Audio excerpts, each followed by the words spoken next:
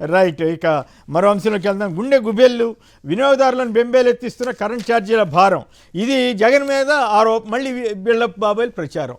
సంక్షిప్తంగా మీరేమంటారు రాంభూపాల్ గారు?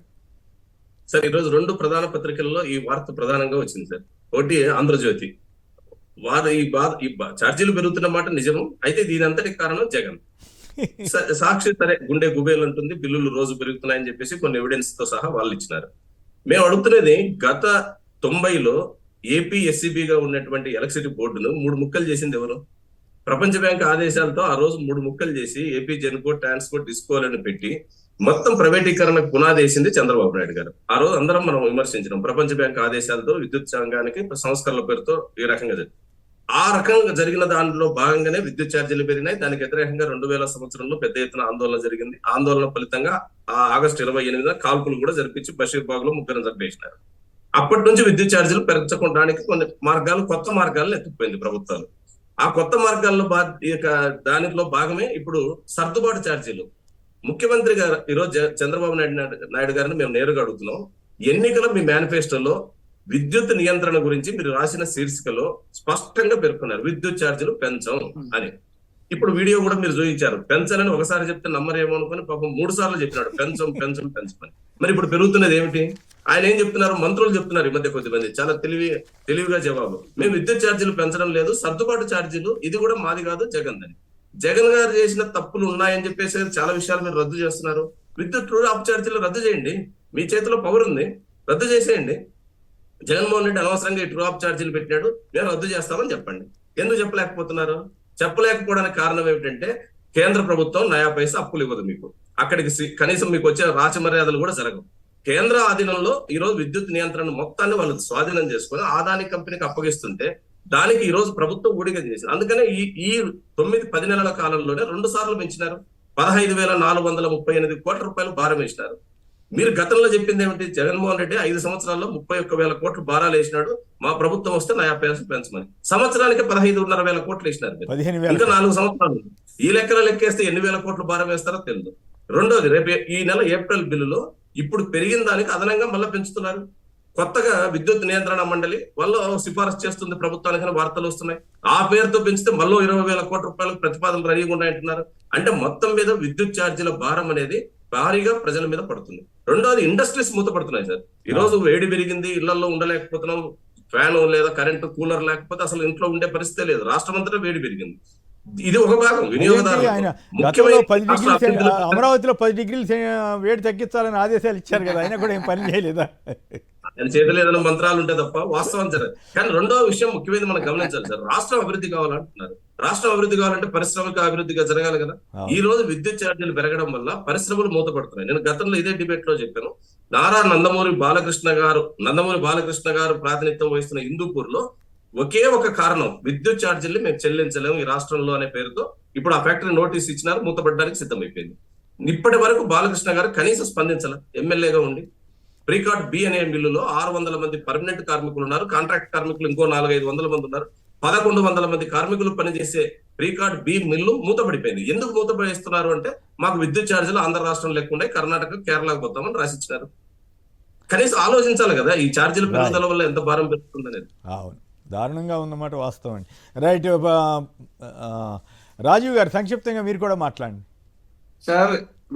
జనరల్ గా కరెంటును ముట్టుకుంటే షాక్ కొడుతుంది, కానీ కరెంటు బిల్లు చూస్తే షాక్ పెట్టే పరిస్థితిలో ప్రస్తుతం ఆంధ్రప్రదేశ్ రాష్ట్రం ఉంది. చంద్రబాబు నాయుడు గారు ఆయన ఏం చెబుతాడో దానికి వ్యతిరేకంగా క్వైట్ ఆపోజిట్ గా ఆయన పరిపాలన ఉంటుందని చెప్పడానికి కరెంట్ సబ్జెక్ట్ ఒక ఎగ్జాంపుల్.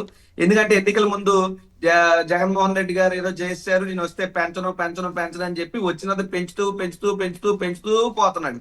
ఈ రోజు చూస్తే గత ఏడాది అంటే అప్పుడే వైఎస్ఆర్ కాంగ్రెస్ పార్టీ ప్రభుత్వ హయాంలో గత ఏడాది ఫిబ్రవరి మార్చి నెలకు సంబంధించి సుమారు 125 రూపాయలు 129 రూపాయలు బిల్లు వచ్చే పరిస్థితి ఉంటే ఇప్పుడు సుమారు 500 రూపాయలు 490 చిల్లర పైన బిల్లు వచ్చే పరిస్థితి ఉంది. అంటే ఎవరి ప్రభుత్వ హయాంలో పెరిగింది అని చెప్పి అడుగుతున్నాం.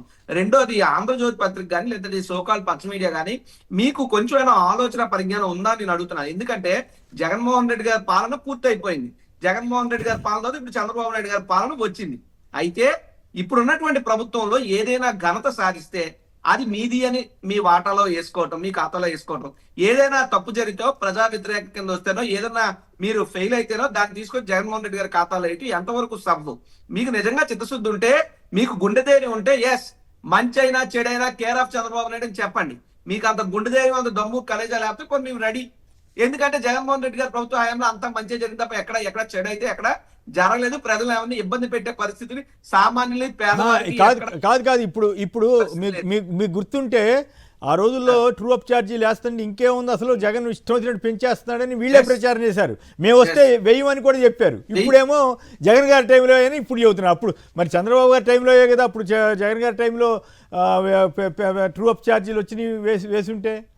ఇప్పుడు నేను అదే అడుగుతున్నాను సార్. ఇప్పుడు కరెంట్ ఛార్జీలు పెరిగినాయి. అప్పుడు జగన్మోహన్ రెడ్డి గారు ప్రభుత్వం తీసుకున్న నిర్ణయాల వల్ల ట్రూ అప్ ఛార్జీల వల్ల ఇప్పుడు పెరుగుతున్నాయని చెప్తున్నటువంటి మహానుభావులారా, మరి బయటకు చెప్పండి. గతంలో జగన్మోహన్ రెడ్డి గారు ఒప్పందం కుదుర్చుకోవడం వల్ల ఇప్పుడు టీసీఎస్ వచ్చింది. గతంలో జగన్మోహన్ రెడ్డి గారు సాధించడం వల్ల బల్క్ డ్రగ్ పార్క్ వచ్చింది. గతంలో జగన్మోహన్ రెడ్డి గారు సాధించడం వల్లే ఈ మిగతా ప్రాజెక్ట్స్ అన్ని కూడా ఆంధ్రప్రదేశ్ రాష్ట్రానికి వస్తున్నాయి. గ్రీన్ హైడ్రోజన్ అవన్నీ చెప్పాలి. అవన్నీ మానేసి అవన్నీ మీ ఖాతాలో వేసేసుకుని ఈ రోజు దీన్ని తీసుకొని జగన్మోహన్ రెడ్డి గారి ఖాతాలో వేయడం తప్పు. జగన్మోహన్ రెడ్డి గారి ప్రభుత్వ హయాం వల్ల ఎక్కడ ఏ ఇబ్బందులు కలగలేదు. రెండోది, జగన్మోహన్ రెడ్డి గారు యూనిట్ కరెంటు 2 రూపాయలకో 2.5కో కొంటే అది పెద్ద భారం. అదే చంద్రబాబు నాయుడు గారు యూనిట్ 4 రూపాయలకి, 5 రూపాయలకి, 6 రూపాయలకి కొన్నా అది చాలా సమ్మగా ఉంటది. ఈ రకమైనటువంటి వ్యవహారం ఎందుకని అడుగుతున్నాం.